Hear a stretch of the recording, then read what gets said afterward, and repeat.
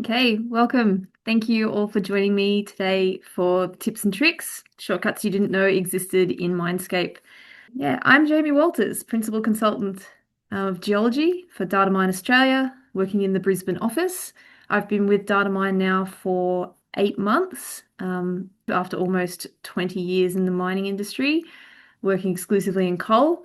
I've worked for multinational mining companies in a variety of roles as a mine geologist, a coal scheduler, a geological modeler, and competent person for coal resources.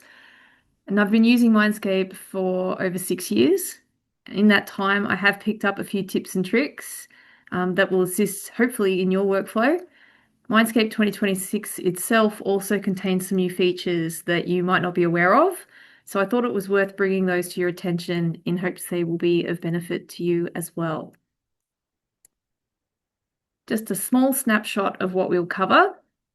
Some of the tools upon the start page, some common graphics setting modifications, how to set up a custom user interface, screen recording and batch recording, how to use those, and sending a query and reporting defects, just as a start.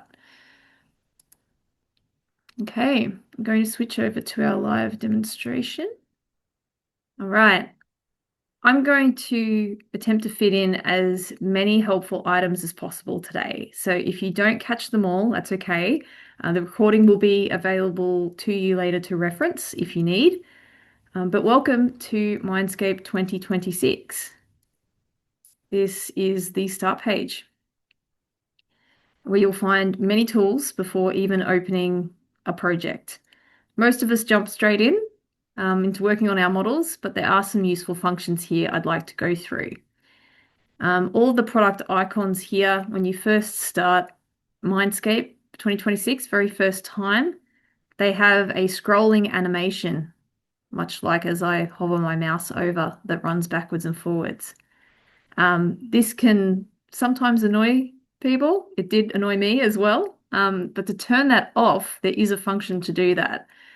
You can go to the settings icon right here in the top corner, and there is an enable products animation checkbox that you can tick to off, hit close, and there's no need to restart. These are now static icons, which is how I like it to be.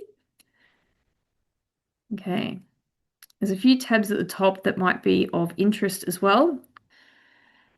This shows the latest from the MineScape team, including features about our technical team from around the world and site visits to our customer or our various customers. Our videos tab contains some short clips of various functions in the software, and it's a great accompaniment to the Datamine YouTube channel. Speaking of which, it's called Datamine Software, the channel on YouTube, and you can find webinar recordings just like this one, and others that I've produced and others in the MineScape team have produced, as well as for various other Datamine products. You can search within the Datamine channel itself just the term MineScape in that search bar, and you'll see our latest videos. In the MineScape library tab, this is the host of our reference materials. There's setup guides, how-to guides, and feature articles across various topics. This is also one of a few places in the software you'll find the all-important hotkeys.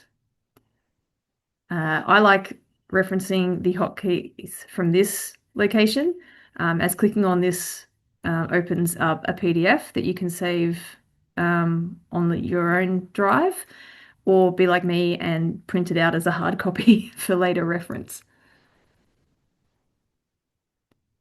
The Help tab has been reworked since MineScape 2023. So at the top,